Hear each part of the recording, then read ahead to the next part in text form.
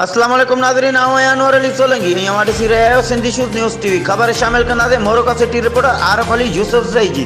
PTLF जो मरकज़ी सदर गुलाम रसूल महर मोरो में साफ़ियुनि सां ॻाल्हाईंदे चयो आहे त असांजो मंशूर तइलीम तंज़ीम ऐं उस्ताद आहे। सिंध जे हर ॻोठ में तइलीम आम करणु, सिंध जो तइलीम जो मयार ॿियनि सूबनि खां बहितर करणु असांजो अवलिन फ़र्ज़ु आहे। हिन वधीक चयो त इंश्योरेंस जी रक़म हर महीने सरकारी मुलाज़िमनि जी पघार में कटौती कई वञे थी, पर इहा रक़म मुलाज़िमनि खे रिटायरमेंट वक़्तु दौरान न पर मुलाज़िमनि जी फोतगीअ खां पोइ खैन ॾिनी वञे थी, जेको सरासर मुलाज़िमनि सां नाइंसाफ़ी आहे। हिन चयो त PTLF मज़बूतीअ सां सिंध जी तइलीम में बहितरी आणींदी। PTLF सिंध जे वॾे में वॾी तंज़ीम आहे, उन जी सरवाणी मूं लाइ बाइज़ फ़ख़्रु आहे। हिन वधीक चयो त उस्तादनि जी सनकोटा उस्तादनि खे अपॉइंटमेंट खां रेगुलर करणु, ग्रुप इंश्योरेंस समेत केतिरा ई मसइला हल लाइ जिदोजहद कई वेंदी। हिन वधीक चयो त प्राइमरी उस्तादनि खे 17 ग्रेड जल्दी ॾियारियो वेंदो, जॾहिं त उन मौक़े ते PTLF मोरो सदर सैयद नज़ीर शाह, सालिम खान ज़रदारी, पीर मज़हर अली, मुराद लंजार, रोशन अली मलक, अहमद अली, दोस्त मोहम्मद सुमरो, फ़कीर रबानी चांडियो, रियाज़ अहमद मेमन, आसिफ अली लंजार, शहबैक बेरानी,